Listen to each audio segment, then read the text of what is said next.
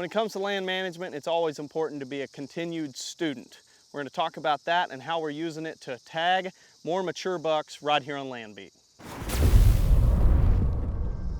So out here in western Oklahoma, it's not the Midwest. It seems like a pretty obvious statement, but in the Midwest and the Southeast, we're managing hardwoods, pines, and trying to create bedding in our timber.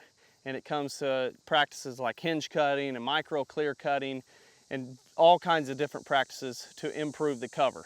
Out here, it's a totally different animal, but we can still learn and continue to try to learn exactly what the deer like. So as a continued student or a lifelong student, I'm trying to learn what the deer prefer, how they interact throughout the landscape, and try to replicate it.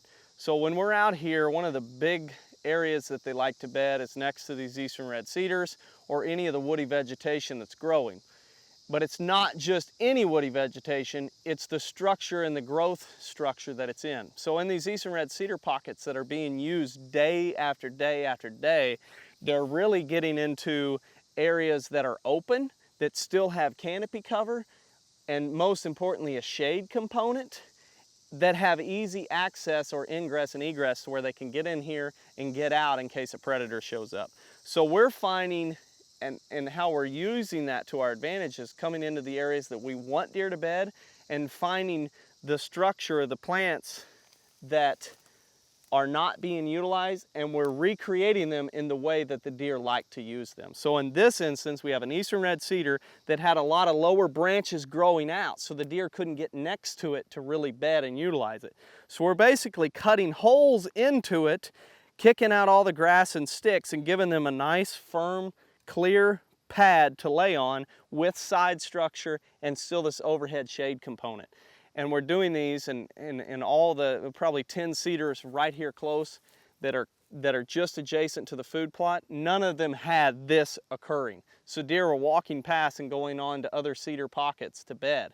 Well, now we've created this to where deer can bed right here close to the food plot, which means they should be in daylight, moving during daylight right next to the food plot a lot earlier because they have less distance to travel from where they used to bed.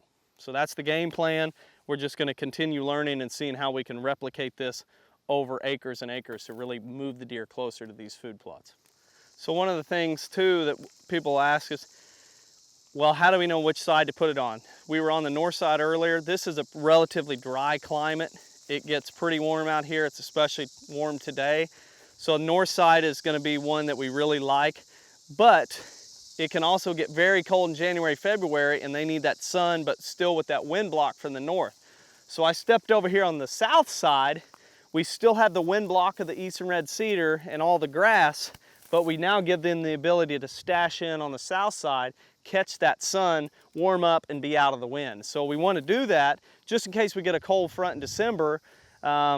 We still have preferred bedding right here close. And it's not just north side of every eastern red cedar we cut out a bedding spot. We want to do it in various instances or various locations throughout this half acre or acre that we've designated as improved bedding. So you may be asking, well, that doesn't seem like a lot. That seems very simple. But ultimately what we're trying to do in every farm that we visit with our consulting business is going, okay, what on a scale of 1 to 10, where are we at right now on production level? Well, right now this may have been a 2 or a 3. And all we have to do is make it a 4, 5, 6, even 7. And in this case, with these little pockets that we've cut, we're up to a 4 or a 5 just on our bedding scale. Well, it may be a 5, and that may not sound like a lot, but a 5 is much higher than the whole surrounding landscape. And you can do this whether you're in Missouri, Kentucky, Ohio, wherever you're at. It's bumping up your productiveness on that scale so you're a little bit better. And I wouldn't say let's just try to be a little bit better, but if you do that on every aspect of the farm, food, cover, bedding, security, you can greatly improve your property and overall make it much greater than the surrounding neighborhood. So your property becomes the focal point of the whole neighborhood, even though you may be the smallest landowner in the whole neighborhood.